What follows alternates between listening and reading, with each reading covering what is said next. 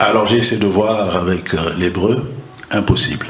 Impossible. Il y a beaucoup d'ailleurs de contre-exemples que je peux donner avec l'hébreu, ne serait-ce que j'ai été confronté même à des amis qui sont des rabbins juifs, très renommés à Paris, et qui ont été incapables de me donner la réponse. L'étymologie même du mot Israël, Israël, que veut dire Israël? Il y en a qui vous disent, ah, il y a Is, il y a Ra, le soleil, je ne sais plus. Non, c'est beaucoup plus simple que ça. Israël vient tout simplement du Kikongo, Isolele. Je t'ai choisi.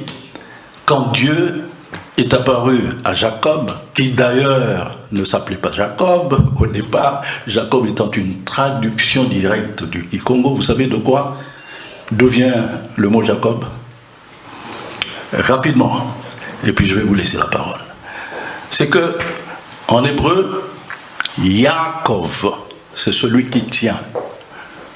Pourquoi? Parce que l'histoire de jumeaux dans la Bible, je crois qu'il n'y en a qu'une seule, et c'est l'histoire de la naissance de Jacob et Ésaü.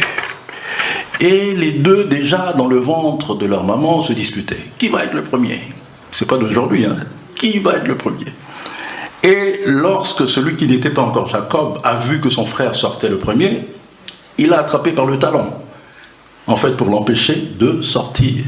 Raison pour laquelle, quand ils sont sortis ainsi, on appelait celui qui tenait le talon de son frère, celui qui tient, Yaakov, en hébreu. Traduisez-moi ça en kikongo, celui qui tient. Simba. N'est-ce pas que dans la traduction Congo, les jumeaux s'appellent Nsimba et Nzuzi. Nsimba, littéralement, si on doit le traduire en hébreu, c'est Yaakov. Nsimba et Nzuzi. Mais maintenant, pour arriver à Israël, qu'est-ce qui s'est passé? Ce fameux Nsimba a dû lutter avec l'ange. Vous m'arrêtez si je me trompe. C'est bien ça. Comment on dit ange en Kikongo? Mbasi. Alors vous voyez, Nsimba, celui qui tient, est juste une métathèse, ou plutôt Mbasi est une métathèse. Enfin, c'est comme vous voulez, vous le prenez dans un sens ou dans l'autre. Toujours est-il que ange est contenu dans le mot je tiens. Nsimba, Mbasi.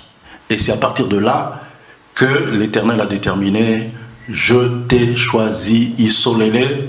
C'est un peu comme quand les Portugais sont arrivés chez nous, ils ont demandé, comment vous appelez le fleuve? Nzadi. Ils n'ont pas pu prononcer Nzadi, ils ont dit Zahir. L'ange a dit Isolele, et dans les traditions, quand la Bible a été traduite de la langue qu'on parle aujourd'hui, le Kikongo, vers l'hébreu, l'araméen, je ne sais plus quoi, Isolele est devenu Israël. Et voilà.